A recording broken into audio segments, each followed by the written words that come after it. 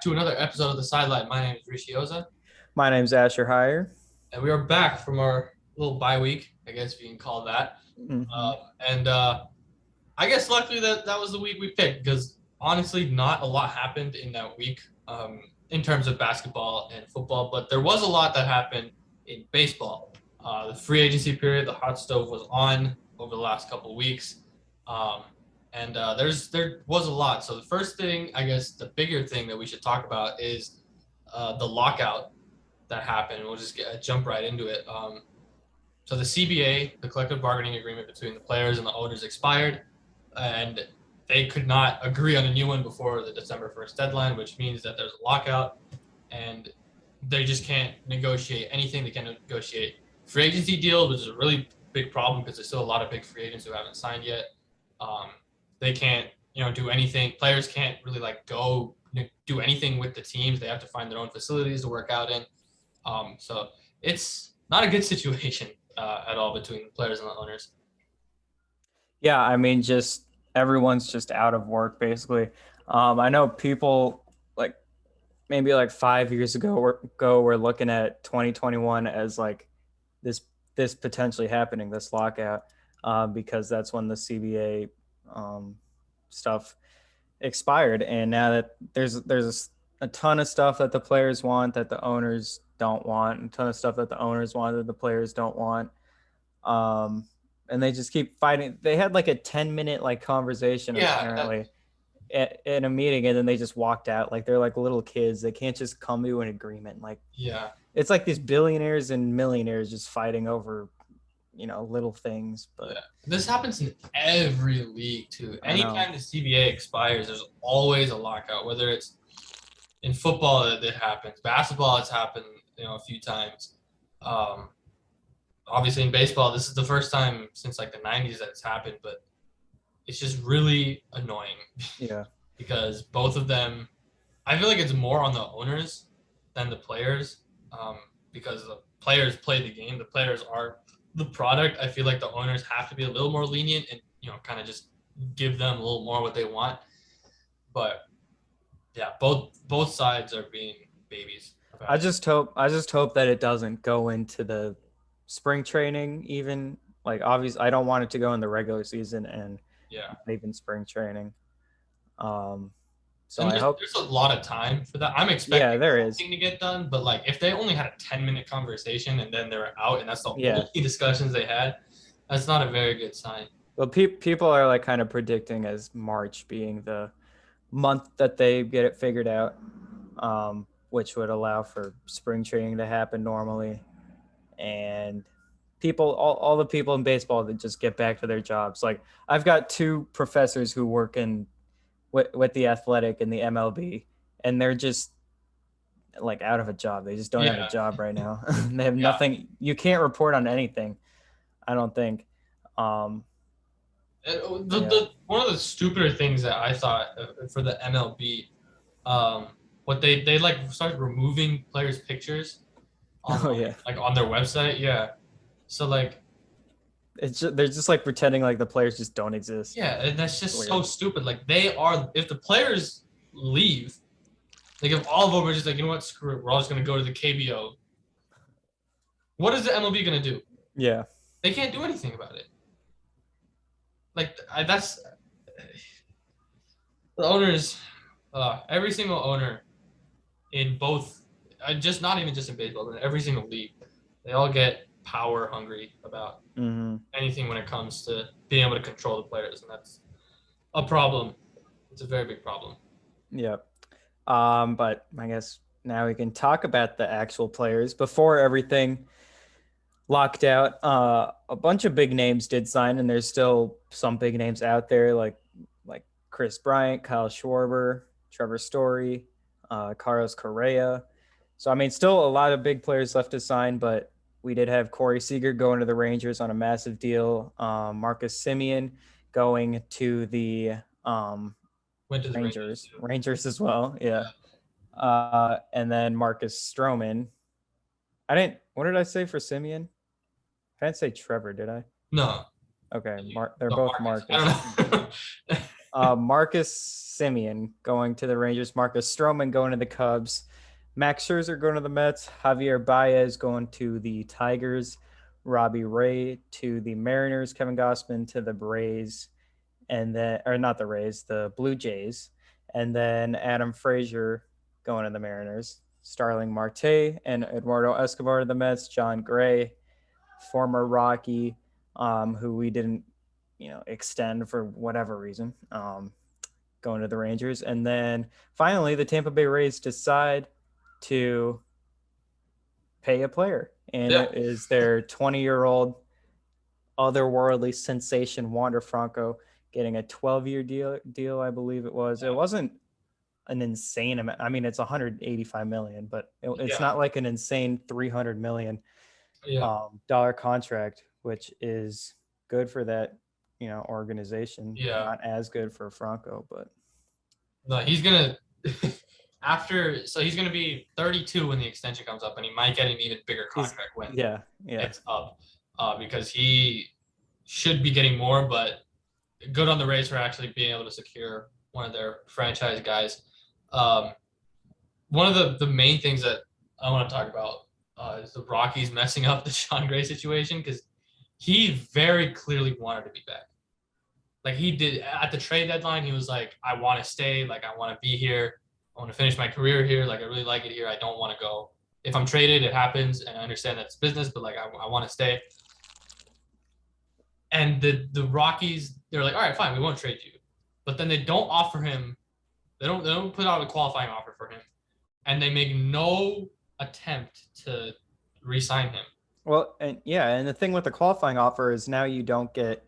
You're gonna pick a pick back, which we're gonna get a pick for Story when he signs somewhere, but we don't even put out a qual. It's like we just didn't want John Gray at all. Like, which doesn't make any sense. We're not even gonna give you a chance to come back to the Rockies. He's probably the number 2 pitcher right now. If he was in the Rockies rotation, he's number 2 pitcher behind Marquez. And he plays well at Coors, which is plays better at Coors than he does on the road. You don't find a pitcher like that anywhere. And he wants to stay, and then you still try and lowball him with the extension you offer him in September. You don't offer him a contract now. The Rockies said they felt good about it, but people said that the Rockies' offer was half of what it was, or not half, but at least $10 million under than what he got from the Rangers, and the Rangers gave him $45 million. So it was at least 35, and they said it was a year less, or even 4 years, 35. So why would he take that money when he can get more going to equal team, if not better, like equal at worst, the Rangers are, especially now with Simeon and Seager. Like, they boxed that so bad. And then the thing that makes even less sense is that after they lose John Gray, there's reports coming out that, they want to sign Chris Bryant. And it's like, what? Choose a direction. Choose a direction. If you want to win, sign both of them and then keep Story. I know. When I saw that Chris Bryant, thing, I'm just like, what are we trying to do here? Yeah. I mean, you're not making any attempt to re-sign Story, really, I don't think. And Story's not going to come back. You made absolutely no attempt to re-sign John Gray. And now you're just thinking like, let's get Chris Bryant, put him at the market. Like, and why is Chris Bryant even interested? I mean, it's the money. I think it's just, if the Rockies offer him the most money out of any team, he's probably going to come to the Rockies. But it's just like, why would you spend all this money on a guy who's worse than Nolan?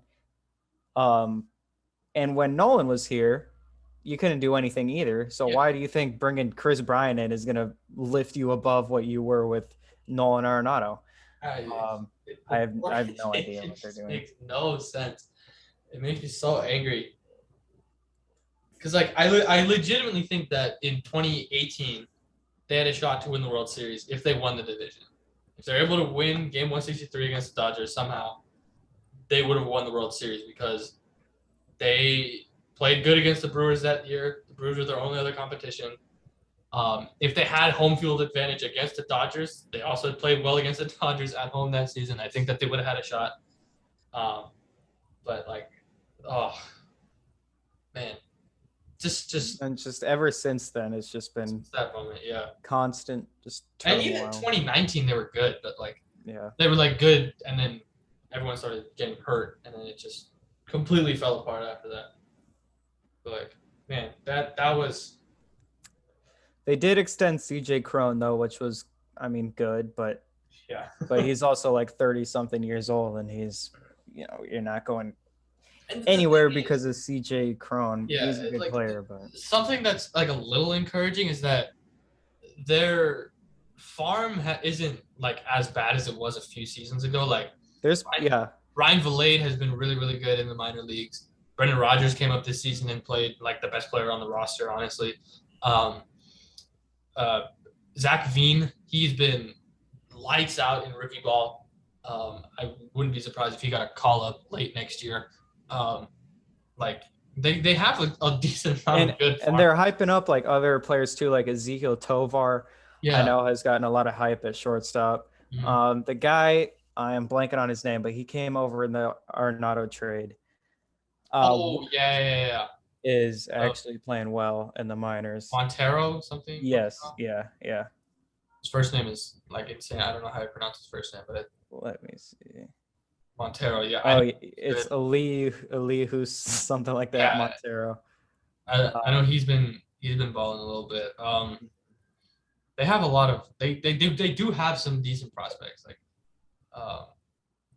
it's just like,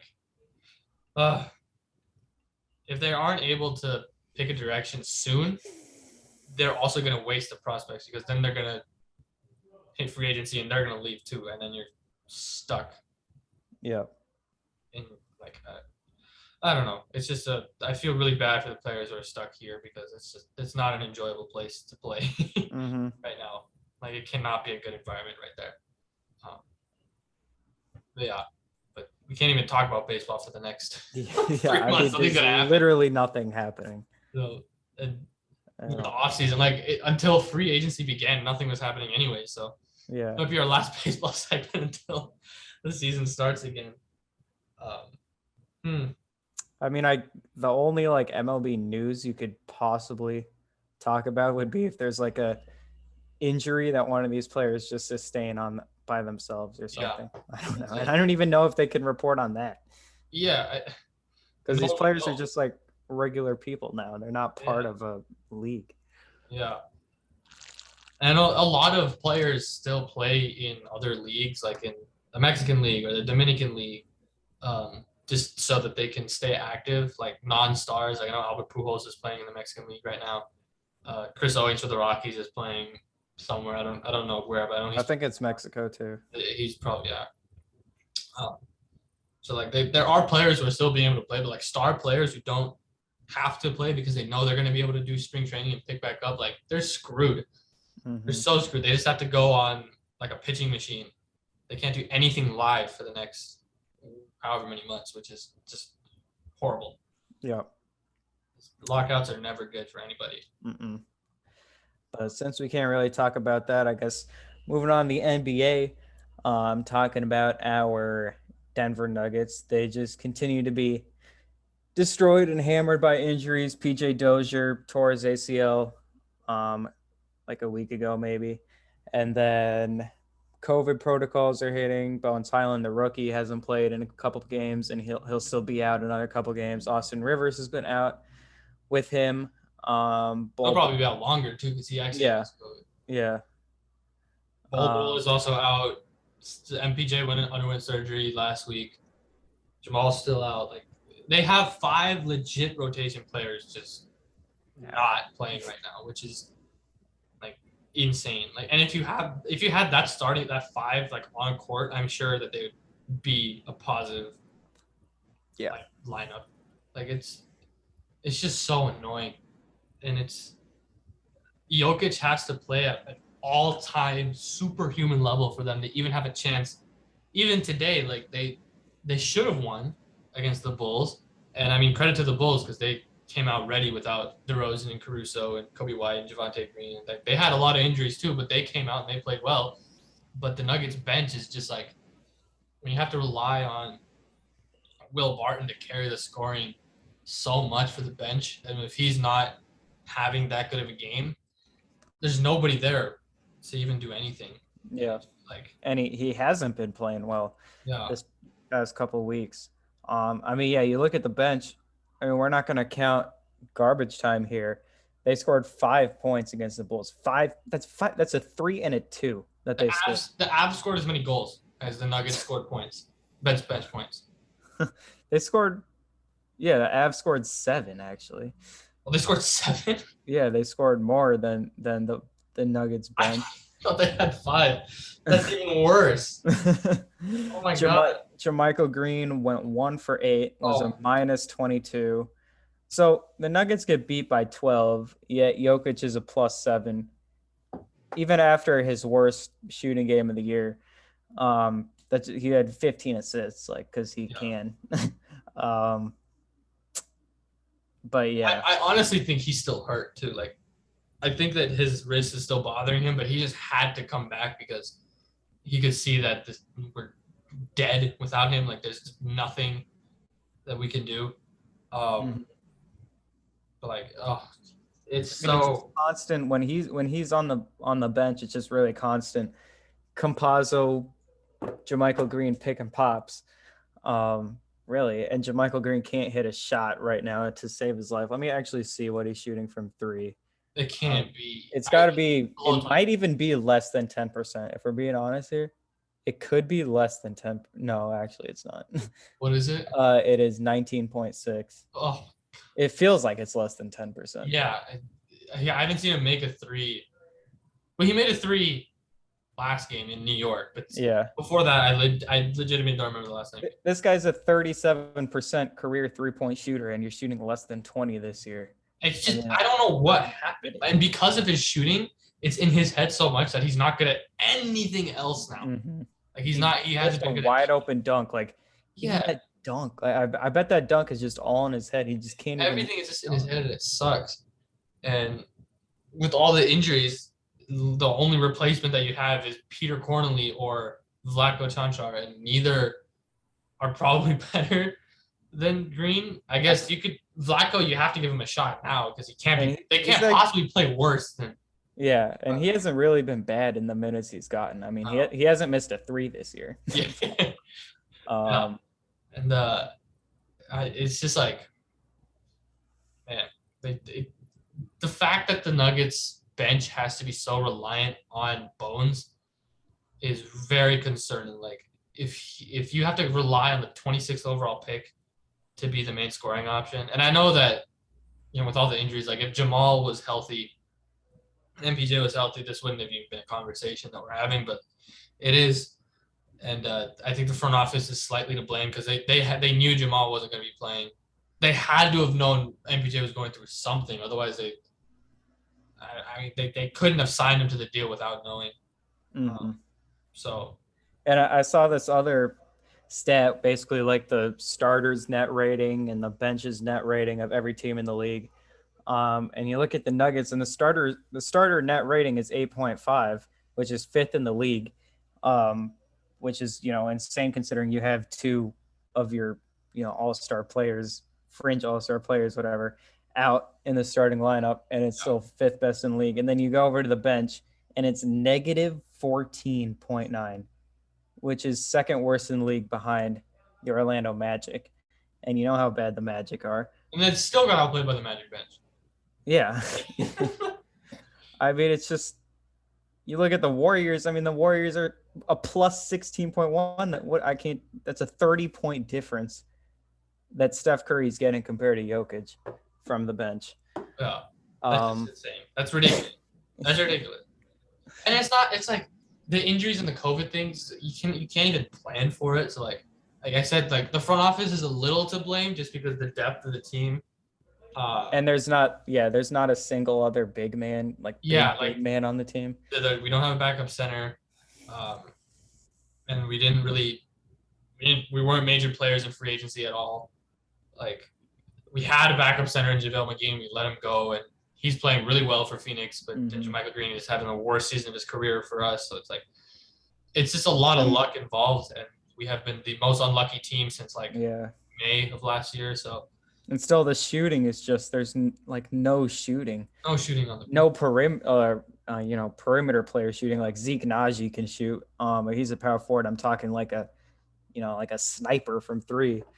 And there's no one like that. Mhm. So It's just really unfortunate. I just like when you're watching the Nuggets and we think about their season, you just have to like your mind just has to be thinking, all right, let's just wait until like just keep afloat until we get healthy. Keep afloat until we get healthy. Keep afloat until Bones comes back. Keep afloat until Rivers is able to come back. Keep afloat until you just got to hopefully be, yeah. I don't like maybe You're gonna say Jamal. Murray, right? Yeah. Yeah, but But if you're, I don't want to rush him at this point. yeah, I know. But if you're like 500 and Murray comes back and you're maybe, they're gonna be fighting for the play-in because it's a 10-team thing now. So yeah, just keep hovering around 500 until Jamal comes back, and hopefully you go on a run. But still, it's gonna take Jamal at least probably like 10 games to get right. Yeah, it's gonna take him a bit. So yeah, they don't have a lot of time after Jamal comes back. They only have I know. they only have like 30 games after he comes back to really start Yeah. together, which is just we keep saying like, oh, just wait until we get healthy, just wait until we get healthy, and then bang, it's an MPJ season-ending injury. So you can't wait for that. And bang, it's a PJ Dozier season-ending injury, and you can't wait for that. Yeah. And then probably someone else is gonna get injured. So it just sucks. This is horrible luck all around. There's nothing they can do about it. It's just like at some point I have to think that the strength and conditioning coach is to blame because like I remember like Barton, he's had a lot of core injury problems. Murray had core injury problems his rookie year, and Wilson Chandler had core injury problems. Gallo had a lot of injury problems. Like Gary Harris, his career got derailed by injury problems, and he was looking like an all-star, and then now he's statistically the worst player in the league when you look at plus minus. So like, it's just at some point I think you have to look at them, but the injuries that the Nuggets have having, it's not their fault. Like you can't really. Like a rolled ankle or a torn ACL or like back injuries that someone has been having before they even got here. That's not even their fault. But like, I don't know where else to put the blame. I don't either. Basketball gods deserve the blame, I guess. Yeah, I have no idea. I don't know if altitude affects any sort of injury. I have no idea. Maybe that might explain why the Broncos also. Yeah, I know. That's what I'm thinking. One team who I guess they've been having a little bad injury luck, but regardless, they've been a very fun team to watch, are the Cleveland Cavaliers. And I did not expect to say that sentence when this season started. I expected them to be kind of where they were last year, like not very good, but like they'd be competitive in some games. But they're 2 games over 500 right now, about a quarter of the way into the season. They lost tonight, so they're but yeah. They lost to the Bucks. Okay, well, their last 2 losses were to the Jazz and to the Bucks. So, and they were pretty close. Like they were competitive in those losses.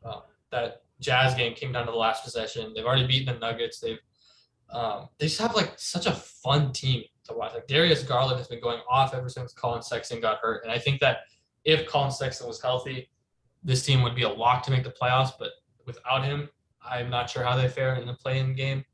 Mm-hmm. Just because Colin Sexton is like that dynamic of a scorer. But the way that they're playing right now, Evan Mobley is ridiculously good. I think I say that like once an episode, but he's so good. Lauri Markkanen has been a much better addition than I thought he would be. I was very confused when they signed him, but he's been really good. Yeah, that's what people were talking about early in the year. It's like, man, they got all these big guys. Like, why? Like Jared Allen is big, Kevin Love, and then you sign Laurie and draft Evan Mobley, but all the big guys have been really balling for him. Jared Allen should be an all-star if they're. He had 25 and 9 against the Bucks tonight. Kevin Love had 15. Markkanen had 20. Ricky Rubio is good off the bench for him. He's having the best season of his career so far. They've just been really solid, and I think that if they can get, they can get Isaac Okoro to kind of develop a little bit more offensively, then they can make some serious noise against some of the better teams.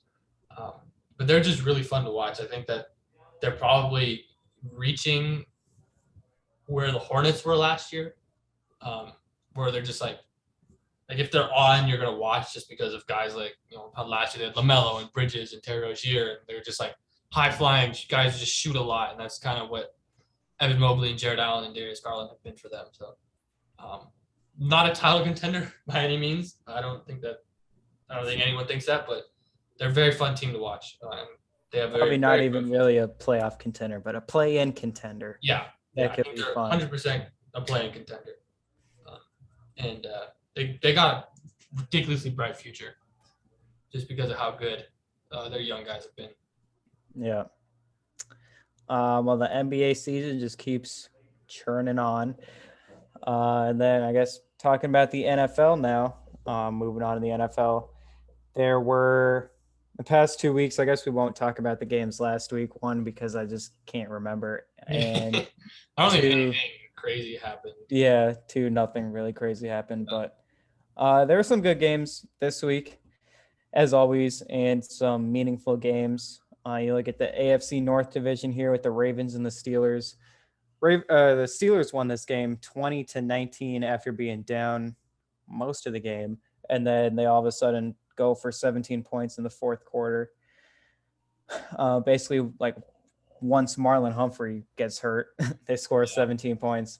And people hate, I hate people hating on Marlon Humphrey because like you're going to see him get torched or whatever. Every couple weeks, every couple games he'll get torched, but it's just he guards literally everyone on. Like they ask him to cover you, like go cover Tyreek Hill. Like okay, I'll go cover Tyreek Hill, and then the next week they're like, oh, go cover George Kittle, and like okay, like he can cover tight ends, he can cover the fastest guys, he can cover anyone, and I think that's a really big loss for him because you look at the other corners and it's nothing. I mean, it's a bunch of third string in practice. Yeah. They have lost. I saw, hold on, I'm going to try and find the tweet. It was a Stat News tweet, and they have just lost so much firepower, like just insane. Like, I don't know how they're even, what are they, 8-4, 9-4 right now? They're 8-4. So this season, they've lost a running back 1, running back 2, running back 3, cornerback 1, cornerback 2, and they're all pro left tackle with season-ending injuries. And they're 8-4. Like, that's just ridiculous. And it's because they have their 3 best offensive players still healthy. Yeah. I don't know 3 best, but they still have a decent amount of playmakers on offense, and it starts with Lamar. But at some point, it's just too many injuries to be able to compete. I mean, Lamar's really just got to play perfectly because the defense, I think, is overrated. As people just assume the Ravens, they have a good defense. Well, guess what? They're 20th in yards per game allowed. So really the defense is not that good. And now that you have Marlon Humphrey, the best defender, out, it's not going to be nice at all. And you just, allowed 17 to a really poor offense in one quarter. So really Lamar Jackson just has to play perfect, which he hasn't been. And especially the last couple of weeks, he has not been good at all. So there was a 2-point play at the end where the Ravens either had the choice to tie it up or go for 2. And now that we're kind of talking about all these corner injuries and everything like that, maybe I agree more with the decision, but still, I mean, it's it's the Steelers offense still. And I just feel like if you tie the game up there, are the Steelers really going to go down and score a touchdown? I don't think so. Yeah, I agree with I don't have a problem with them going for it.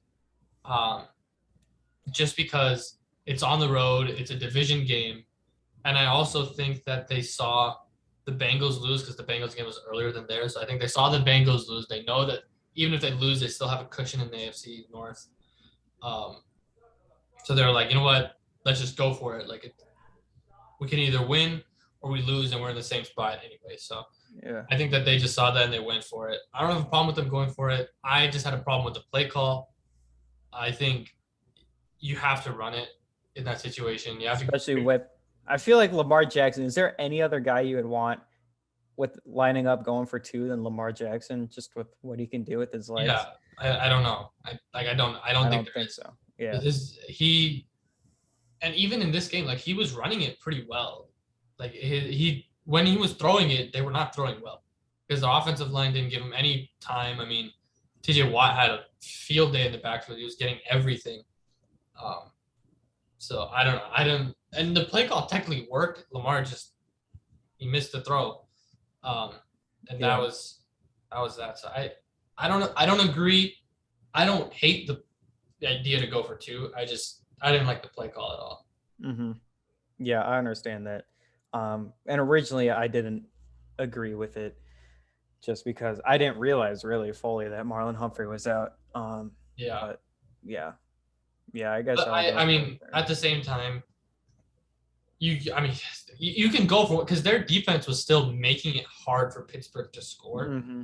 Like they weren't really doing much to the errors, mostly on the ground. And I feel like if you're John Harbaugh, you have to look at and be like, you know what, they're not going to keep doing this. Like up until the fourth quarter, they weren't able to get anything going in the run game. They got their defense rest. You go to overtime, get them even more rest, and then you just have to get one stop, and you have the greatest kicker in the game. You just got to make one field goal, and then you're in. So yeah, I don't hate the decision, but it was a crazy good game regardless. Mm-hmm. And overall, I'm just not really feeling the Ravens at all being any sort of threat, really, in the AFC. I know they're leading the AFC North, but I so hurt. Like I know. I don't see if they go up against a team like Kansas City or New England. Like I find it very hard to see how they would win a game like that, just because of how injured that they are. And the offense is just stinky too. Yeah. Yeah. They really could have used Odell Beckham. Oh yeah. Like they really could have used Odell Beckham. I mean, it's Hollywood Brown and Rashad Bateman as your wideouts, and then obviously Mark Andrews. But yeah, that's pretty rough. But they're still leading the AFC North. But I think the best team in the AFC North, even though they lost, is the Bengals. And they played the Chargers. This was also a pretty fun game, I guess. The Chargers ended up winning. They were up 24-0 in the first half, and then the Bengals came back. I think they scored like 16 straight, might have been even more, but they 22 straight, right? They scored a touchdown to make it 22-24, and they went for 2 to try and tie it at 24, and they couldn't get it, and that was kind of the game. Yeah. After that, so they made it competitive, and I still think like you put the Chargers and the Bengals up against each other again. I think I would pick the Bengals just because. I mean, you had that Jamar Chase touchdown. It's gonna be like a 70-yard touchdown, and it just I don't know what happened. It just banged off his. Caught it, and then he like caught it, but like his hands were uneven. So then when he tried to move it, the ball just poop. And then it got picked off. Yeah. Joe Burrow is hurt. I know his pinky is like broken or like dislocated or something, which is messing up his grip. And then obviously the whole thing with the Chargers is they can't stop the run, which they can't. But when you go up 24-0 after the Bengals, you kind of mess up, you have to pass it. Yeah. So the run defense did look good, but it's still not good. And there's a lot of question marks with the Chargers. I think there's more question marks with the Chargers than there are the Bengals, even though the Chargers won. I mean, the Chargers on defense want you to pass it, and that's when they become an okay defense. It's really not even that good when they want you to pass it. Yeah. And offensively, it's still all just Justin Herbert, really. I mean, Austin Eckler is not helping him out on the ground at all. He hasn't been. They need another like true like ground and pound guy. Like I don't know, like they need like a Brandon Jacobs. That's the only name I can think of, but just like a big bruiser back who can get you yards in short situations. Because Eckler I think he's a top 2, top 3 receiving back in there with Kamara and McCaffrey. Like he's he's that good in the receiving game, but in the running game, he is not the greatest. So their running game needs help, and I think that's what ultimately is going to be their downfall, is the fact that they're just going to have to rely on Herbert way too much. Mm-hmm. That's what happened against the Broncos. They couldn't get anything going in the ground game. They just had to keep throwing it, and eventually the Broncos got him. Yeah.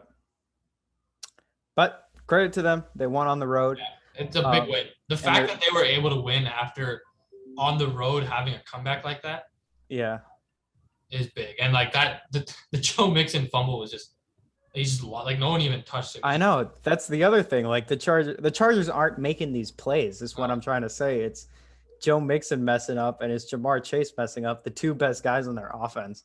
Yeah. Which just makes no sense, and I don't see that happening again. Yeah. So I'm with you that I don't think the Chargers are very good. Well, I mean I think they're good, but I don't think that they're as good as I don't know, because they're 7-5. And I think that's pretty much. I think that's how good. Like their record is pretty indicative of how they are. I don't think this game is though. Like I don't think they would dominate the Bengals again if they played them. Yeah. Like if they played them in the playoffs again, I would pick the Bengals over them, and I think that they would win. Yeah, I would too. And I would pick a lot of teams over them just because of that run defense. Yeah. And I guess before we probably get into our long-winded rant on the Broncos coming up, I thought we would just, now that we really know the teams, it takes a long time in the NFL to really know what a team is, and I think we're really knowing what teams are now. I thought we would just both rank the teams where we think they are. We've got Super Bowl contenders. I almost hit my water bottle off. Super Bowl contenders, playoff. Like conference championship contenders, and maybe dark horses to win a Super Bowl. You got the playoff locks. You got playoff hopefuls.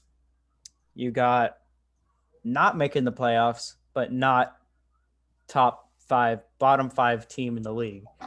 And then you've got the worst teams in the league, the just garbage teams that no one cares about. So in my Super Bowl tier, I see that you have a lot more, or a couple more. I've got 3 NFC teams. I just don't think any AFC team has really stood out that much other than the Patriots. So I think the Tampa Bay Buccaneers are a Super Bowl team just because of everything they have on offense. And the defense can still be good at times, but man, just weapons galore on offense, and obviously a smart guy like Tom Brady back there. Green Bay, I think, is a Super Bowl contender. I don't feel like people are talking about Green Bay enough. I think they're the best team in the league. Me too. The defense is finally good for Aaron Rodgers, and Aaron Rodgers is playing. He is the MVP. I think he's been the best quarterback this year. If they are able to be a top 2 seed in the NFC, he should win MVP in a landslide because of just how important he is to the offense. I mean, you see how they looked against Kansas City without him. Yeah, exactly. And I get like the only other contenders, I think true contenders for MVP are Kyler Murray and Tom Brady.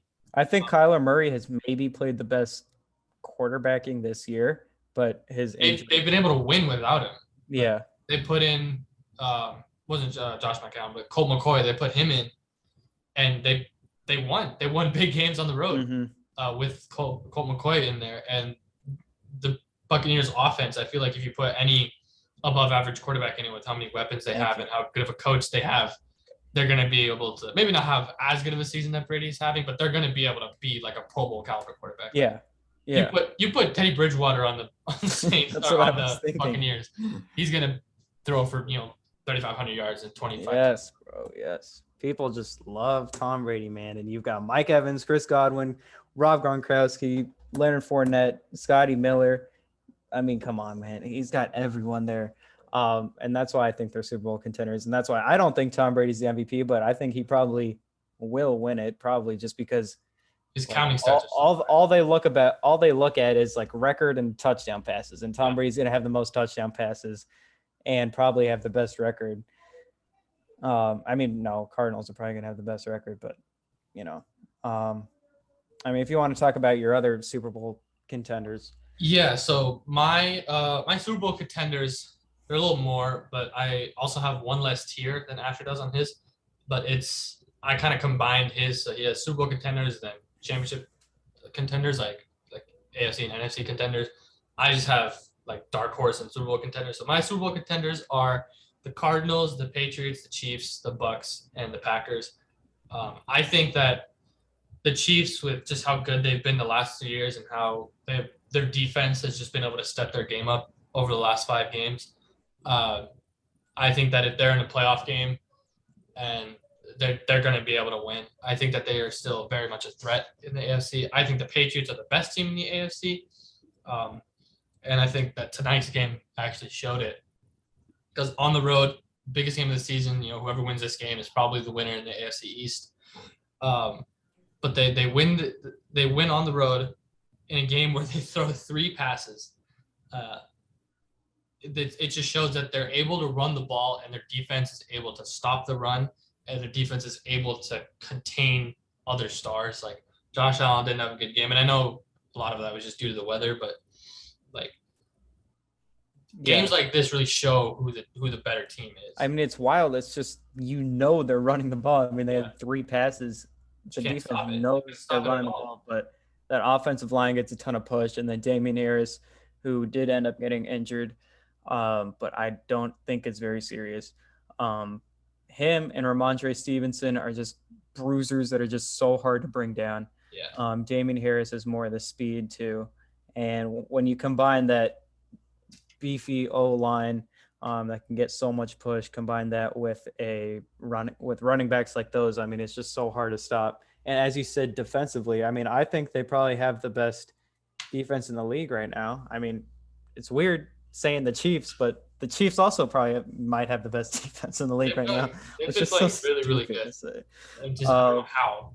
The first half of the season, they were literally the worst defense in like NFL history. Yeah. And now they're probably the best defense in the league. Yeah. But yeah, the Patriots can guard the pass. They can guard the run. They have excellent special teams as always. And obviously they can run the football. And you don't even need Mac Jones to throw to win a game. Yeah. That was just the best. That's why I think they're the best team in the AFC. Yeah. And then most of the same reasons that Asher had for the Cardinals, Bucks, and the Packers. I think the Packers are the best team in the league. Their defense, I think it's the best it's ever been under Aaron Rodgers. And they don't even have Zadarius Smith or Jair Alexander back. And if they can get those guys back and revved up for a playoff run, I think it's going to be very, very hard for any team to beat them. So they're probably my Super Bowl pick right now, like my favorite to win right now. The Bucks, just like that offense is just ridiculous. And the Cardinals, they're just extremely well coached. And we kept talking about it. We're waiting for them to falter, but it's not happening this season. It just hasn't been happening. Kyler Murray comes back, he only throws 15 times and he scores 4 touchdowns. So their offense is lethal. If they can get him and DeAndre Hopkins ready and kind of warmed up for a playoff push, they can be extremely, extremely dangerous, especially if they have the 1 seed and home field advantage for the entire playoffs. So yeah, that's my 5. And their defense is just has been exceptional, really good too. So in my conference championship possible Super Bowl contenders, I have the Rams here. I don't really know why. I just feel like I still believe in the Rams for whatever reason. But I have them. They have too much talent to be as bad as they've been. Yeah, but their win resume is really bad. Yeah, they just keep beating up on these weak teams. Yeah. I'd be just destroying the weak teams, but they just cannot end up really winning these big games. But I still have them up here just because I think, you just look at the team, and that's just such a good team, and they're coached by one of the best head coaches too. Like you look just on paper, right? You look at Matthew Stafford, Odell, Cooper Kupp, Daryl Henderson, Von Miller, Jalen Ramsey, Aaron Donald might be the best player in football, Leonard Floyd. Like how do you lose a single game? Yeah, I don't know. I'm gonna like ignore this week. Kind of like my last week's thoughts, I guess, is like I feel like they go away from the run too much. Um, if I look at Daryl Henderson, his carries, I mean, they just don't really run the ball No. at all. I mean, he had 5 carries against the Niners and then just only 3.4 yards per carry against the Packers. They can't really run it. They don't run it enough. And then I think Matt Stafford is hurt, as he always is, though. That's what happens with Matt Stafford. He plays while he's hurt, and he gets beat up.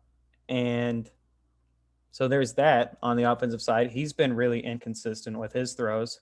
Again, I'm ignoring last week, or I mean, yesterday. So he's been inconsistent with his throws, just off. And then the defensive side of the ball, I just think like yes, they have Aaron Donald. Yes, they have Jalen Ramsey. I don't think Aaron Donald, he hasn't been as good as he's been the past few years, which is obviously extremely hard to replicate because he's been like the best defender ever the past 2 years. Yeah. But I don't know if you can call him, I don't think he's played as a top 3 defender this year. You look at TJ Watt and Myles Garrett and maybe even Chris Jones has played better than he has. But yeah, you got Leonard Floyd. Von Miller has made no impact. No. But then other than that, they have no one on defense really.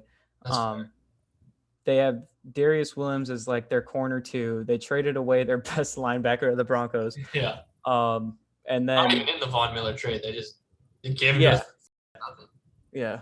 So I just don't think defensively, like they have the 3 guys, Von Miller, Aaron Donald, Jalen Ramsey, who everyone knows. And then you got Leonard Floyd. But other than that, there's not really much to be excited about on that defense. But I still have them up here. I don't know why, but I do. And then I have the Chiefs and the Patriots. But the Chiefs, we're going to talk about the Chiefs when we talk about the Broncos more. But yeah, they could definitely be Super Bowl contenders too. No, I agree with your assessment on the Rams because I also have them in my next tier, which is just kind of dark horses and kind of teams who can make a run to the Super Bowl, make a run to a conference championship, make some noise, knock out some of the higher seeds. First team I got in there is the Ravens. We kind of trashed on them earlier, but I still do think that with Harbaugh, Lamar, and that running attack, they can be lethal in the playoffs. But without Marlon Humphrey, I don't know if that'll happen. So I still think that they're in the upper tier of teams, but in a playoff situation, I'm not 100% sure. Mm-hmm. Next team, I got the Bengals. I'm pretty high on them. I think that they're better than their record shows.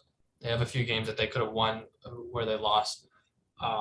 And then I do have the Rams there. Like they're too talented to be this bad. And like you said, their defense has been a little suspect. They trade away Kenny Young for like a 7th or 6th round pick. They really only have Jalen Ramsey in that secondary because they lost John Johnson to the Browns. And Von Miller and Aaron Donald haven't been very good. But I have to think just that players, something about them, right? I don't know. I think that players that good have to turn it around at some point. So that's really why they're up here. But honestly, I don't think that they should be up there. But they have too many big names to not be. Yeah. And then I have the Cowboys in here on my next tier, or not in the next tier, but in this same dark horse tier. I think their defense is a little overrated. I don't think that I think Micah Parsons is an elite defender, but I don't think that their secondary is very good at all. And their other linebackers, like Leighton Van Der Esch, has not been very good this season in coverage. So he's been pretty average overall. I just don't see it with their defense in terms of being able to stop a playoff caliber offense. But their offense is very good, and I think that they could keep them in games just because of if they're able to keep CD and Cooper healthy, they'll be fine. That's just why their offense has struggled their last few games, just because how are you expected to win if Michael Gallup and Cedric Wilson are your top 2 seeds? It's just not going to work. And then I have the Titans up here, very similar to the Ravens. Like, I don't know how they'll look in a playoff situation because they're just so hurt. Um, but I But they're still, making the playoffs, and that's they're going to make the playoffs. yeah. They might even, they're probably going to win their division too. But I don't know how they will stack up against a playoff caliber team. Um, I have the Colts in here as well. There's a lot of teams in this list or in this tier. I have the Colts here. I think that they're the most talented 7-6 team of all time. Um, Jonathan Taylor should be getting way more MVP buzz than he is right now. He's been absolutely elite. I think he's been the best running back in the league this season by a ridiculously wide margin. Carson Wentz has been really good. Michael Pittman Jr. has been showing out this season. Their defense is picking up steam very, very quickly. Darius Leonard, is he hurt? I think he got hurt in their last game, maybe. I don't know, but he's been the king of like the peanut punch this year, forcing the fumbles. He forces so many, but he's just incredible. Their defense has been really good, and they're also just very well coached. And I have the Bills, who lost today. They're now 7-5, but I still think that they're a playoff caliber team that can make some noise in the postseason. I don't think that today's game with the Patriots and Bills is very indicative of who the Bills are, because they're so reliant on their passing game, and they just play like the windiest game that I've ever seen. So, like, of course, nothing is going to work. But I still think that they're up there. Their defense is really, really good. So I like them. I think that they're in there. Yeah. So for my kind of similar tier list, I have the Titans as well. Just because they're making the playoffs. I don't even think they're gonna like win up. Maybe they win one playoff game, but I don't even think that'll happen. But they are making the playoffs, which is why they're in this tier. The Ravens, leading the AFC North, and we already talked about them previously, but they're probably making the playoffs too. The Bengals, and then the Cowboys and the Bills as well. But I also added the San Francisco 49ers, even though they lost this week. I just think I don't know. I'm like a big believer in the Niners this year for whatever reason. I just have been. I mean, they had no Deebo Samuel this week, who I think also could be getting MVP votes, but it is a quarterback award. But he is their main weapon, and I think he's the best weapon in all of football. When you look at what he can do on the ground and receiving, like he is. George Kittle, and then the defense is also pretty good. I know they allowed 30 to the Seahawks. I mean, I think I should move them down into here because they lost to the Seahawks, but I just think like they're capable of going on a run, and they are capable, I think, of like even winning a Super Bowl. I know they're 6-6, and I know Jimmy Garoppolo is their quarterback, and he is not very good, but Kyle Shanahan is really good. And I don't know. I really like Elijah Mitchell. He's been terrific. And if they can lean on him a little bit, and if they can get Deebo healthy, I think he might miss one more game. Yeah. But if they can get him healthy and keep Elijah Mitchell healthy, and to keep George Kittle healthy, which has been a problem recently. But I mean, George Kittle is a freaking beast. He almost had 200 yards and 2 touchdowns against the Seahawks. I guess this is the thing with the Niners is like, I think they can go against any team in the NFL and have a chance of beating them. Yeah. And a pretty solid chance of beating them. No, but they also just lose these games where it's like, man, like they really? Should be better. Yeah. But they've got the Bengals coming up. So we'll see about that. And then after that, they got the Falcons, Titans, and Niners, which really they should win all 3 of those games. Mm-hmm. But we'll see how they fare against the Bengals. Like you said, I think Deebo will be out, which does hurt them. But yeah, so they could be 6-7, but I think they could also end the season 10-7 as well. So this is like my dark horse team, I guess. I mean, they might not even make the playoffs, but yeah. I think if they do make the playoffs, I think they can beat any team in the league. So that's why I think my equivalent of that is the Colts. Yeah. Like I And think they can go if against any team and win. Like no matter the setting, if they're on the road or at home, they're going to be able to be competitive with every single team. But yeah. yeah, And then moving on to kind of the playoff hopefuls, I guess. The Dolphins are in here because they've won 5 in a row, and they're all of a sudden 6-7. Are they 6-6? there's 6 and 7, 6 and 7. 6-7, yeah. So all of a sudden they're there, and Tua has been playing really well. I know the stats are misleading with Tua. They just are. His completion percentage is off the charts. Yeah, and he'll have yards and stuff, but it's kind of similar to Teddy Bridgewater. Like you watch him and you just know like there are points left on the field. There are, and he just can't take over. I've been really down on Tua the whole career, and I'm giving him props here.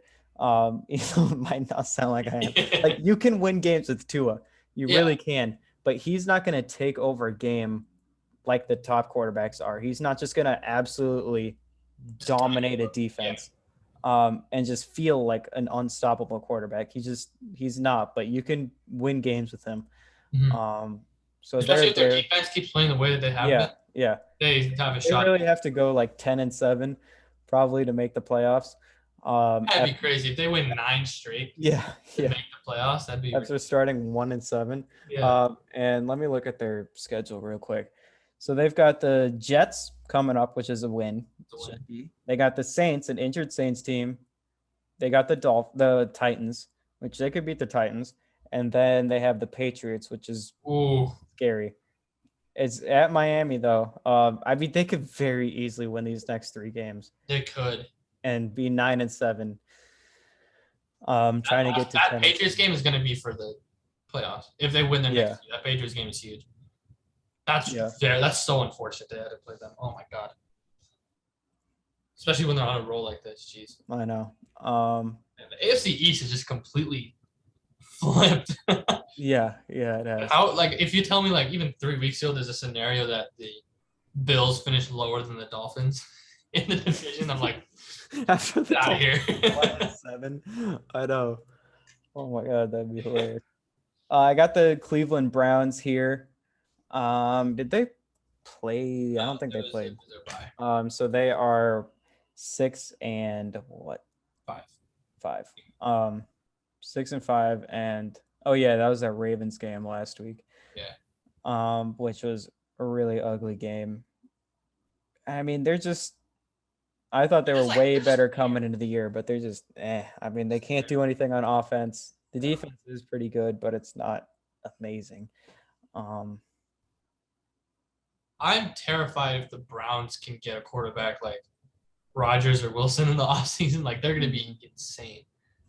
Like, I think they're on the Broncos level where, I think Baker can be the type of guy to, I don't know, be like the guy in an offense. Like, I think they'll still have to rely on Chubb and Hunt to kind of win games. But I think he can be a franchise quarterback level player.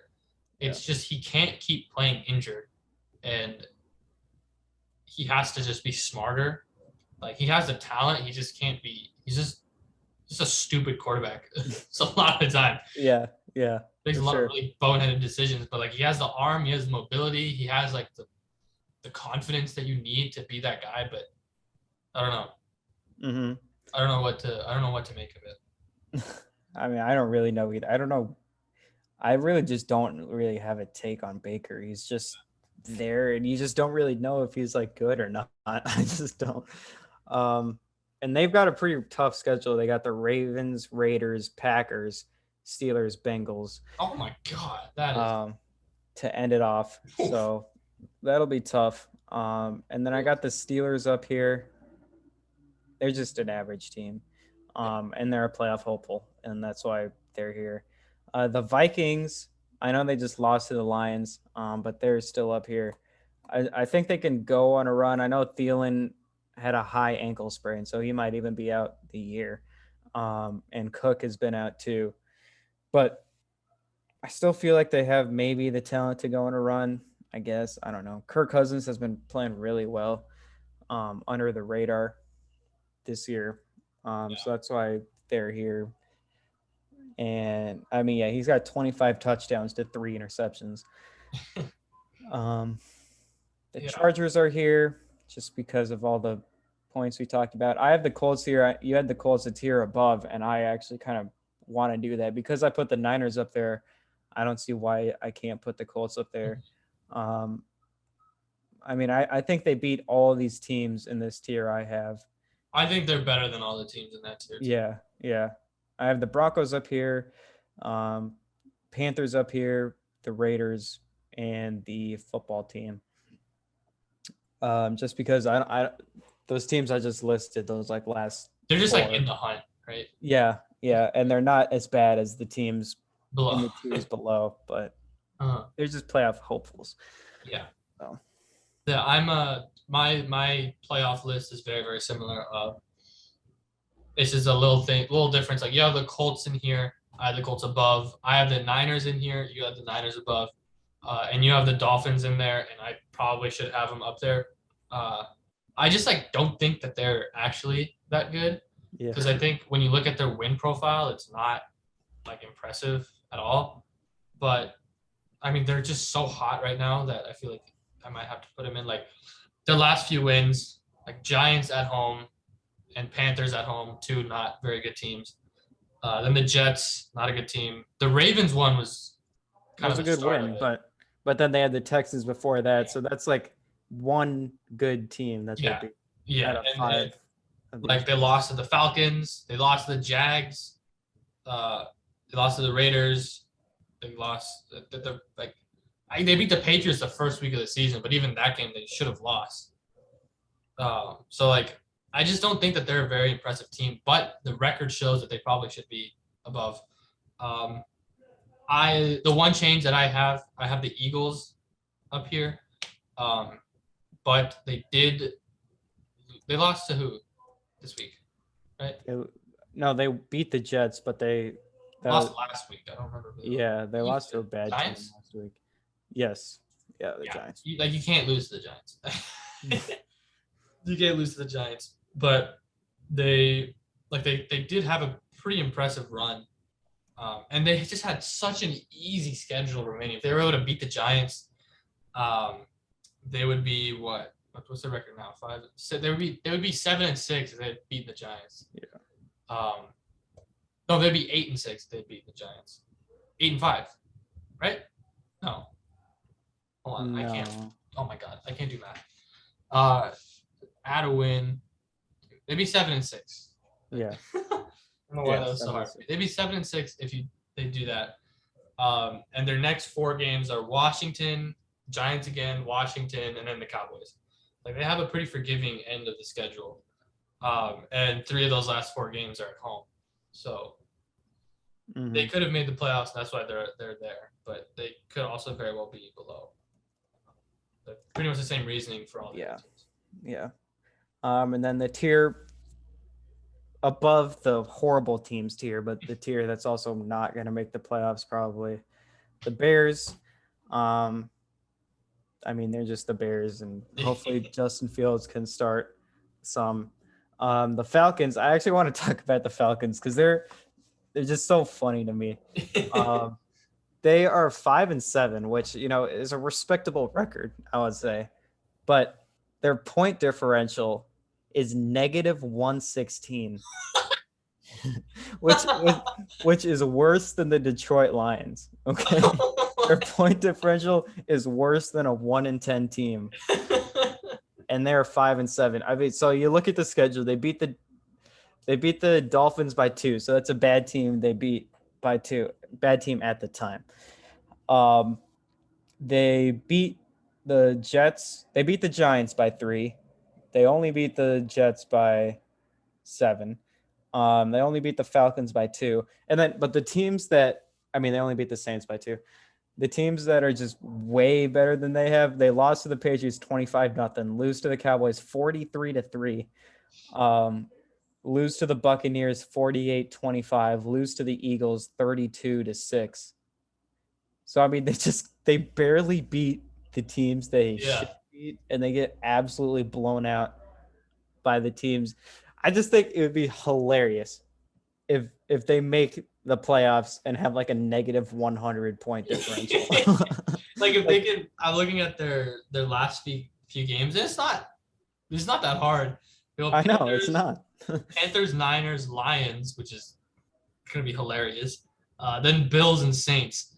The problem is only 2 of these last 5 games are at home, but like they could realistically still make the playoffs. They played the Buccaneers. They lost by double digits, but they actually played the Buccaneers. They played them pretty well. Pretty tough. Even that first game where they lost 45 to 28, 48-25, like I'm pretty sure it was 25-25 at one point in that game.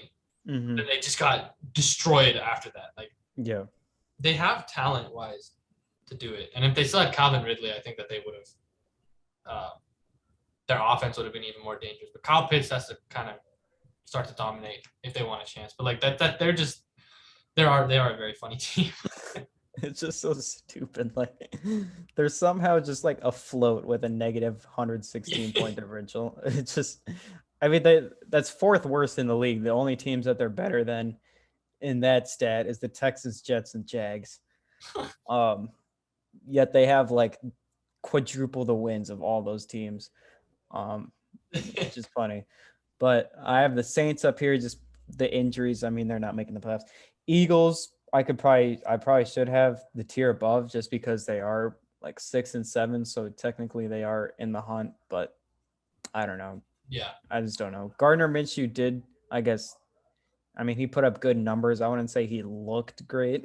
Yeah. But he did, and it was the Jets, but he played well. Yeah, he did. And then the Seahawks, they're just out of it, but they're not, one of these horrible teams. Yeah, mine's really similar. I have, like I said, I have the Dolphins in here, but they should probably be a tier up. But I also have the Giants and the Panthers in here.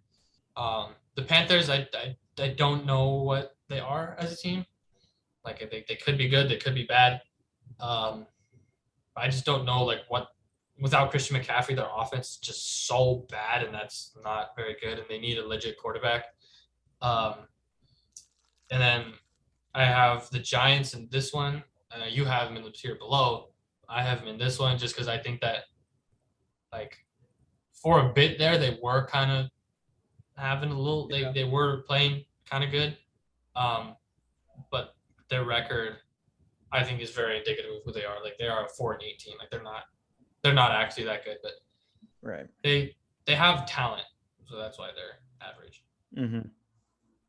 I probably should move it up a tier just because they're not on the list at the teams. They're not worse or at the same level as the Jags. They're better than the Lions. They're better than the Texans, and they're better than the Jets. But they're just a bad team. My bottom 5 is or 4. I guess is the same. It's Jets, Jags, Texans, Lions. Like those teams are, I think, very clearly the 4 worst. And the 5th, I don't know. 5th could be the Giants, to be honest, or it could be the Bears. But like those 4 are pretty much. I feel so bad for the Saints, man, because if Kamara and Winston were healthy, like. I think that they would been destroyed by injuries too. Yeah, they just got so screwed. Mm-hmm. I feel really bad for them because they could have easily been a playoff. They could have been like up in that dark horse territory, honestly, with how they were playing with Winston. Mm-hmm. Like after that Bucs win, if Winston is still healthy, like they could have been up there. Yep. They haven't been able to get anything going. They also should stop trying to convince themselves Taysom Hill is a quarterback. Oh yeah, I know. He's not. His hands are so small; he can't even grip it very well. Like the interception he threw to Trayvon Diggs was like, what do you do? Like how? Like I wouldn't even throw that in Madden. I know. He is so clearly just right there. Yeah. I don't understand. And it's weird. Their whole extension thing, how they signed him to like 2 extensions in 2 years, while he hasn't really been doing anything this year, is weird to me. But whatever. It is what it is. Yeah. And now the game we've all been waiting for to talk about. for first place in the AFC West. Broncos' biggest game since the 2015 Super Bowl. The defense comes out to play, holding Patrick Mahomes to his worst passer rating in his career. They should win the game, right? No, 22-3 in the fourth quarter. It wasn't even that the defense came into play. The Broncos outplayed the Chiefs in every single facet. Like, let me just read off. Other than special teams, which probably lost the game. Some of the team stats. Broncos had 7 more first downs, right? They had 18 more plays. They had 150 more yards. They had more yards per play. They had the same amount of drives, which means that they actually did outplay them. They had more yards per pass. They had the same amount of sacks. They outrushed them by 60 yards. They got to the red zone more times. They committed less penalties. And they won the time of possession by 7 minutes. Every single thing. Every single facet of the game, the Broncos dominated. And they lost by 13. And it was a blowout. It wasn't close. They never had a chance. You never felt like they had a chance to win the game. No. After that 20-play drive that ended in 0 points, I was like, yeah, this is over. And it's just like... Here's the thing with Vic Fangio, okay? He's just living in the past. And he had this quote after the game saying, like, you have to score touchdowns against the Kansas City Chiefs. You do not. You have to score points. Don't. You can beat the Chiefs with field goals. Yeah. You can. You look at their past 5 games, okay? They scored 19 against the Cowboys. They scored 20 against the Giants. They scored 13 against the Packers. They scored 3 against the Titans. They had 1 good game against the Raiders. You do not have to score touchdowns against this Chiefs team right now. You just don't. Patrick Mahomes is way off. He is not the GOAT that we've seen. Especially against the Broncos. He has never really performed well against us. Yeah. We have a formula against him, and it's worked. So, like, the thing that this game showed me, I honestly think that it wasn't coached horribly. I think that I was really pissed off at the play calling, but looking back on it, the commitment to the run, the decisions when to throw were good. I think Pat Shurmur, he was okay. I don't think he called a bad game. The problem is that on every single big momentum play, the Broncos failed.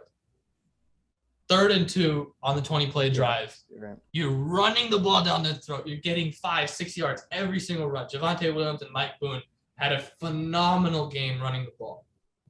And you go in shotgun and throw.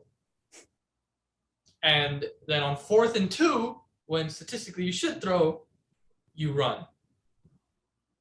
That was the game. And it's just and by the way, that run, Javonte Williams said he was confused. Yeah. He was barely set. I noticed that during the play. I'm like, damn, get set. We might get a false. He was offset of Teddy. He thought it was supposed to be shotgun. He was offset, and I was like, what the heck is he doing? Yeah. So he thought it was shotgun, and Teddy went into the. But these are the things. How does Vic Fangio not see this? I see this on my TV. It's like every week there's something stupid in a big moment of the game that you can very clearly see is off about the team pre-snap. And he just lets it go. Someone just call a timeout, please. Get these guys organized. But yeah, the decision on 4th and 2. I think. It would be if they scored a touchdown or got a first down on that play, we'd be saying good that they're aggressive or whatever. But you got to take the points. You can't go 20 plays and not score. That is. You can't take the chance. Completely deflating for the team. Just absolutely deflating. Go 20 plays and you don't score. Get the game to 10-6 at halftime. Regroup. Say, okay, our last drive of the game, we pretty much dominated that defense, and we got points. So give the team confidence. Go into half only down 4. Get a stop. get a score, and then you're up. But no, it's 10-3 at halftime, and we just couldn't score a touchdown until the very end. Yeah.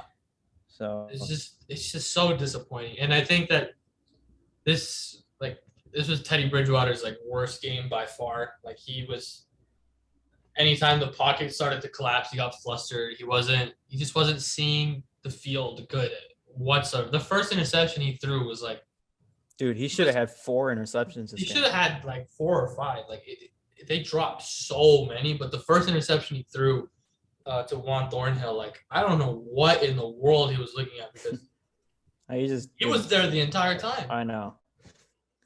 I don't know if he like blended in with the background or he just like thought that he would move over to the other side, but it's like, what are you doing? And the gripe that I have with Pat Shurmur is that there's nothing creative about this offense. Like I know. The runs are very basic.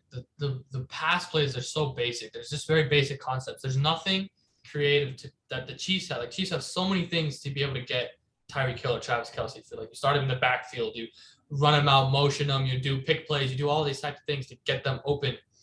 There's nothing to get Cortland Sutton open the ball. There's nothing to get Tim Patrick the ball. Jerry Jeudy wasn't targeted for the second time until like the last drive of the fourth quarter. Like there's no conceded effort to get your best playmakers the ball.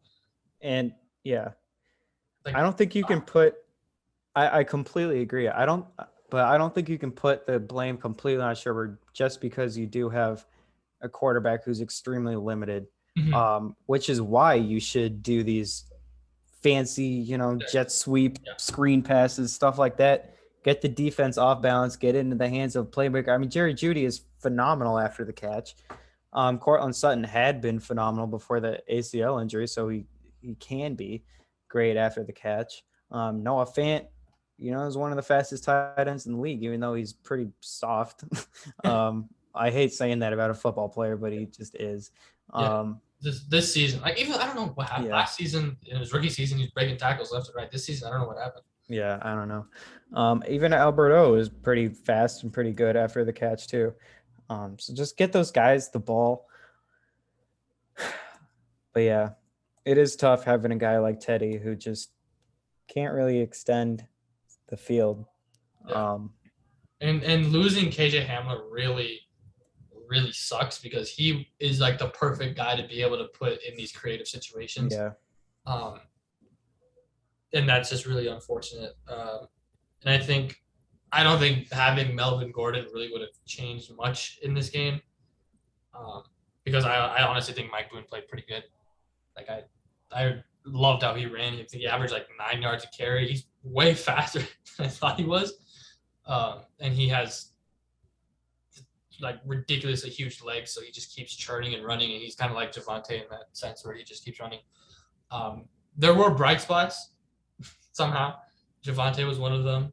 Patrick Surtain was another one. I thought the offensive line played pretty good, especially in the run game. Like Quinn Miners had a phenomenal game. I think he had one mess up on that 4th and 2, but besides that, I think he had a really good game. It's just like the quarterback. It's just like, oh my god! I saw a tweet yesterday, and it was like, it was like the Broncos outplayed the Chiefs every single. They outplayed them. They played better than them. It was just a really rough night for Teddy Bridgewater. And it's like that has been the story the last 6 times we played the Kansas City Chiefs. Like we outplayed them both games last year. It was just stupid plays that lost us the game, both of them. I've seen like, what have we? Maybe the past. God, it was one of these stats. Maybe the past like 2 games, maybe the Chiefs have scored 2 offensive touchdowns against us, but like they've scored 4 special or defensive teams touchdowns against us. I wouldn't doubt it. I know this game only scored 1 offensive touchdown. Yeah. Last season they had. I think they only scored like 1 touchdown last season too. Only 1 or 2. But they had the Sorensen pick 6 and they had the Pringle kickoff return. Yeah. And they had another Sorensen pick 6. He is a horrible player. Somehow he just gets these pick 6s. It's only against us. I know. I know in the the Sunday night game last year, I think they might have had 2 offensive touchdowns. Oh, probably. But maybe. Maybe. I don't even know. I don't know. I remember that last year we were really good defending them in the red zone. I also do want to talk about the Chiefs and Mahomes. Mahomes just looks really, really off. Mm-hmm. I don't really know what it is. It's just, I mean, every play, like, I mean, he'll have those magical plays where it's like, damn, like this guy's, the best you've ever seen.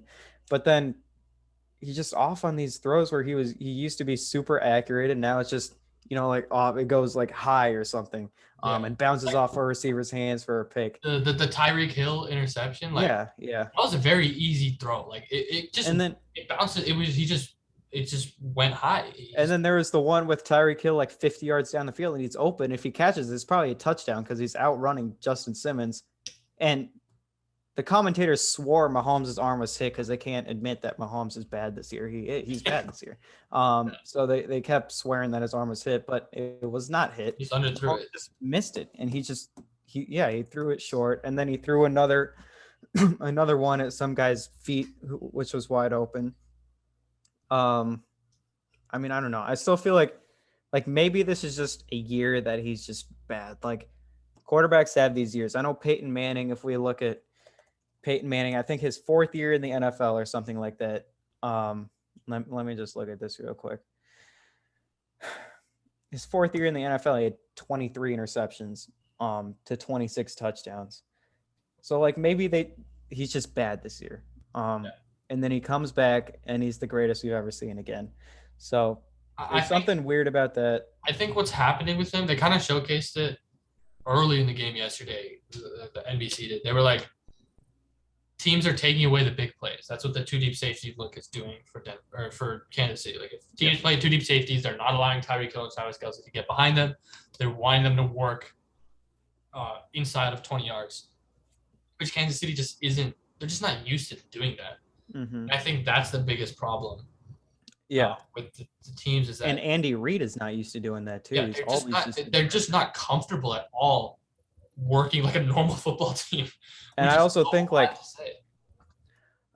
their weapons, they need another receiver where it's like, so you look at their weapons, right? It's all just small speedsters. Yeah. It's Tyreek Hill, it's McCole Hardman, it's Byron Pringle, and Demarcus Robinson are all just, speedsters. They need like a possession receiver, like someone. They tried it with Josh Gordon, but he just completely washed. Like if they would have like Jarvis Landry or something like this, who's a sure-handed. They need Tim Patrick. If they can get Tim Patrick, Patrick is the perfect receiver for them. Yeah, a sure-handed big guy who can, catch a first down like that. Yeah. And yeah, Mahomes he overshoots Tyreek Hill, but you got to remember Tyreek Hill is like 5'8". I mean, he's really short. Yeah. So I don't know. Kelce has not been also as good this year, like route running wise or after the catch wise. Like he was really like slippery and stuff, finding the zones, or finding the openings in the zone. That's what he's really good at. And he just, I feel like a lot of people don't realize how old Travis Kelce is. Like he's getting up there. I know. He's not the youngest guy anymore. Yeah. So maybe the age is starting to catch up to him a little bit. I don't know. Mm-hmm. And the other thing about the Chiefs offense is like, did you see one? I don't remember one play last night where it was like what you were saying with like a jet sweep to like Tyreek Hill or something like that. They looked really basic. Yeah. Like they always have these like crazy motions, even if it's just a, normal inside zone running play. They'll have like Hardman or Tyreek Hill just run around in the backfield like this. Yeah. Get your eyes going. And you saw none of that. And I'm like, why? Like with Mahomes kind of struggling like this, and the way you can't go down the field with the way defenses are playing against the Chiefs, where are the crazy motion screens? Just get the ball to Tyreek Hill or Hardman or something. I don't know what did he have? He had 2 catches for 22 yards. Yeah. No rushing attempts. Like you have to try and just get him the ball. Mm-hmm. I mean, he's your best player. Or I don't know if he's your best player, but he's your best playmaker. And I think like maybe Andy Reid, in years past also has kind of gone away from this in the end of the year so that teams are not as ready for it in the playoffs. Like I guarantee you're going to see these types of plays in the playoffs, I think. So maybe he's just hiding that right now. And the game was obviously in control. Maybe he thought with the defense, so maybe he didn't have to expose his whole playbook like that. But still, it's just off. It's really, really bad offense right now. Yeah. Yeah. That's probably it about that game. Yeah. We kind of covered. One more thing. Special teams. Ooh, it's bad. It's just so bad. It's so bad. And every that was week one of the other plays. I forgot to mention. The big plays, like, I mean, Deontay Spencer, he was really good last year. He was really good in 2019. But this year, he has just been he's so bad, dude. Awful. And I was complaining. What happened? Thinking about this. I know, dude, oh my God. He posted something on Twitter. I shouldn't get mad at stuff like this. But he posted a thing on Twitter where it's like Deontay Spencer Pro Bowl vote, like retweet. Like, dude, you are horrible. You are not making the pro. I don't know. I don't see how you think you're a Pro Bowler this year. You just can't break anything in punt return or kick return. You're like 5'6", and you're as slow as like a rock this year for whatever reason. He was so electric the last couple seasons. I know. I don't know what happened. I'm gonna blame it on Tom McMahon. Yeah, that's what I blame it on. I know the muff punt. That just it's not his fault. It's not his fault, but it's just it's not directly his fault, but also he has to see Hayden Stearns just getting shoved into him. He has to learn and just like, okay, maybe I should move. I guarantee he's not back next year. I don't think he will be. I guarantee that Tyree Cleveland's going to start getting some more snaps. He got signed to the practice squad again. Yeah. So I guarantee he starts to see some more kicks back there and trying to see if anyone else can do it. Because ever since Trenton Holiday, we have not had a good punt returner. It's been really bad. Yet the Chiefs have like 4 that they could just put out there and are just game changers. Yeah. But that was the other thing I wanted. Like, just special teams. It's just really, really bad. Oh, and of course they had the Bucker kick that hits the upright and goes in. Hit the front of the upright. It didn't even like hit the side. It actually hit the front of the upright and still winning. I've never. They put up a stat where he's made, I don't know, it's not like 25 or 26 straight field goals against us. And I'm like, yeah, of course. It's the longest active streak any kicker has against a team in the game. Mm-hmm. That makes sense. Because I actually haven't seen it miss a field goal. Yeah. I've never seen. Didn't they say Harrison Butker's like 22 for 22, I think, in his career against the Broncos? I think they said that on the broadcast. He's ridiculous. I don't understand. Every kicker is good against us, except the Chargers. The Chargers. But I guess we didn't do our picks last week in this episode. I did my picks last week, but you did. I completely forgot, and I had other. We're good. I mean, I don't even think I did good. I'll read them off. Mm-hmm. Do I even have them? Where did I put them? Oh, wait, I made it. Hold on. I will pull them up. Okay, so I had the Bucks winning. They did, right? Yeah. Yeah. Bucks winning, Cardinals winning. They did. Bengals lost. It's 2-1. Vikings winning, of course. Yeah. I want to talk about that actually first. This game is actually scary. I think like the Lions. I just only want to talk about the last play. What the heck was Cam Dantzler doing? Why are you giving him so much cushion to get to the end zone uncovered? I don't know. When the only thing he can do is score a touchdown. I don't know what it is with Vikings cornerbacks. I feel like they're really stupid. I saw the play and I saw them score and I was like, what is happening? What are they doing? Yeah. Like, why are you not pressing up? Why are you Dude, not? it's like the Vikings stories like years past, like Mike Hughes was just atrociously horrible So his his last year. Um, and then Mike Hughes. Did I say Mike Hughes or did I say Xavier Rhodes? you said Mike Hughes.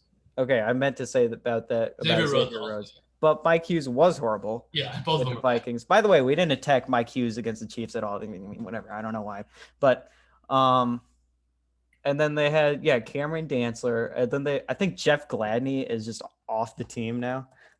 Didn't he get He got arrested for something. so he's not on the team, which is another corner. It's just so weird. Like Mike Zimmer is a defensive backs guy, Yeah. and these defensive backs are so stupid. I don't know what it is. But yeah, I don't know. And I'm actually worried about the Lions Broncos game. That's the definition of a trap game. Yeah. Right? We're definitely losing that. So 2-2. I picked the Dolphins. 3-2 Eagles. They won, right? Mm-hmm. Yeah. Eagles won 4-2. Colts won 5-2. Washington won 6-2. Rams 7-2. Ravens 7-3. Niners 7-4. Chiefs 8-4. And then the Bills lost because I thought they would have 8-5. Not horrible. Not horrible. Not horrible, but the Niners losing really scared me, and also the Vikings Dolphins one. So 8-5. I'll put that. Yeah. All right. So next week's picks. Thursday night game. We need to like tally these up. Yeah. Sometime soon. We're too far. Let's do it at the end of the year. Yeah. Yeah. Steelers Vikings is the Thursday night game. Oh, that's actually a pretty big game. Oh, I'm gonna go with Vikings. I'm gonna go Steelers just because I don't think Cook I know Thielen's not playing. I don't think Cook is playing either. Oh, actually, that's true. I think Justin Jefferson is elite, so he'll carry again. Respect it. Saints Jets. Hey, Zach Wilson, by the way, finally had a breakout game, which I'm very happy about. Oh, he did? My guy, Zach Wilson. Yeah. I mean, at least in the first half. In the first half, he was 10 for 13, 100 yards, and 2 touchdowns. Oh, okay. Yeah, well, 23 or 38, 226, 2 touchdowns. Mm-hmm. Not horrible. Not horrible. No. Elijah Moore is the truth. Yeah, yeah. Wilson's interception was kind of horrible. I don't know what he was doing. It seems like every Zach Wilson interception is like, really? All right. Falcons. Oh, we didn't come up with a pick there. I'm going to go with the Jets. The Saints. The Saints? Actually, I'm going to go with Jets. Honestly, if the Saints just tank and get like, I don't even know what they need. But like, they can get like Sauce Gardner or someone. Yeah. It's over. That'd be good. Falcons, Panthers. Falcons, man. Please win this game by like 3. To prove our theory, right? Yeah. I'll go Falcons. I will too. All right. Seahawks, Texans. I'm just gonna go with Russell Wilson here. Future Broncos quarterback. Yes. Please. Raiders, Chiefs. God, I have no idea. I don't want any of these teams to win, man. Yeah. It's gotta go Chiefs. City. I hate that I have to root for the Chiefs to win too, because like, if the Broncos want any shot to make the playoffs, the Raiders that's basically true. Lose out. I also just want Mahomes to be the GOAT, so I do like cheering for him. Ravens, Browns. I'm gonna go Browns, honestly. I think this is the Jarvis Landry game finally. Yeah, the Ravens. Marlon Humphrey's out. They are not going to be able to defend anything. I don't think. Cowboys at Washington. Tyler Heineke does not lose, man. Doesn't. My theory that he is the football equivalent of a hooper gets proven right every single week. Every single week. Every single week. I feel so bad for Logan Thomas. I don't think. Yeah. They looked at the MRI and there wasn't an ACL tear. I don't think there was any tear. But like they said last night or something that they feared that it was an ACL and MCL tear, and I was like, that freaking sucks. He's gonna be out all of next year too. Yeah, jeez.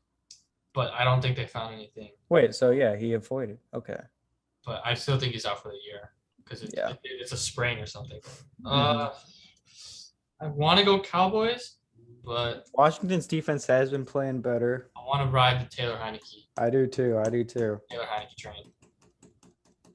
No, I can't. I'm going Cowboys. They just have too many guys on the offensive side. I don't know. I think they're gonna get Cooper back too. Yeah. At least. Jags, Titans. Dude, I feel like every year there's like 2 like primetime Jags Titans games, but I feel like we haven't seen one this year. Is this a Sunday night game or something? No, this is just 11 a.m. game. Oh, okay. I'm gonna go with the Titans. Yeah. Trevor Lawrence hasn't looked good this season. No, he hasn't. And that should be a little concerning because he hasn't had like a singular like signature game. Yeah. Which most of the other rookie quarterbacks have had, which is very concerning to me. Mm-hmm. Giants, Chargers, dude. If the Giants win this game, I'll be so happy. Is it? It means in LA, right? Yeah, which really means a Giants home game too. So. Oh, and they're not gonna have Daniel Jones either. So. Oh God. It has to be the Chargers. Mm-hmm. They said there's probably going to be more Giants fans there at the game, though. Yeah. Giants have a really big fan base too. So I wouldn't even be surprised. Lions, Broncos. God, dude, we cannot lose to the Lions, man. If we lose to the Lions, we just got to tank. We just got to lose the rest of the games. Mike Kliss, he said that the Broncos should pursue Ben Roethlisberger in the offseason if he leaves the Steelers. And I was like, if he does that, I'm not watching another game. No. I'm boycotting the Broncos. One, isn't he retiring anyways? One, he's a horrible quarterback. But 2, he's also a rapist. So if you're going to go after a rapist, why not go after the actual good football player Deshaun Watson? Yes. Let's go after the rapist in Houston. Get the rapist in Houston. I know that's like a horrible thought. If you're he's literally convicted of rape. And 22 times. I know. Dude, if we lose to the Lions, Vic Fangio has to be fired on the spot. He shouldn't be. If we're losing at halftime, he shouldn't be. He should just tell him to go back to Italy. Yeah. Just go back to Italy. Go to your home country, Vic. Get out of here. He's born here and everything. Go back to Italy. All right. Niners. Not bad of a loss. Yeah. Niners, Bengals. Dude, damn it. I like both of these teams. This is a good game.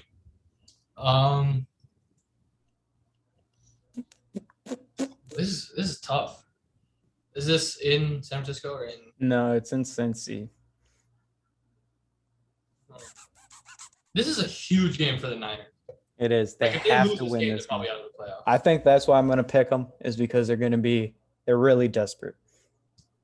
They have to win this game. I'm going to go Bengals because I think they're the better team, but if the Niners win this game, they have to win this game. Yeah. I think this is their season right here. Bills at the Buccaneers. I'm gonna go. The Bills are really 7-5, man. Yeah, I'm gonna go with the Bucks. Weren't they 5-1? The Bills. Yeah. If they fail to make the playoffs, that's gonna be the biggest choke. That'd be hilarious. Besides that was everyone's Super Bowl AFC team. I really don't think the AFC is gonna have anything in the Super Bowl. No matter who makes it, I think they're gonna get smashed by whoever. Yeah. Bears at the Packers. Aaron Rodgers owns the Bears. So. Are all the bye weeks over now? I think. Maybe. No, the Eagles have theirs this week. Yeah. Rams, Cardinals. Woo. The Rams don't win these games, so Cardinals. Yeah. And because they don't win these games, I'm gonna go Rams. Okay, there you go. I think they have to have one win against a good team. I know they beat the Bucks early in the year, but they have to have a win against this good team. They can't be this bad. I want to see actually how well do they play. I'm seeing how well they play after they destroy a horrendous team. And really it's not that great. I was seeing maybe they get momentum for this game because they just absolutely thrash the Jaguars. Because they destroyed the Texans, they destroyed the Giants. But they really don't play well after one of those games. So I'm gonna go Cardinals. That's it. That was the Monday night game. All right.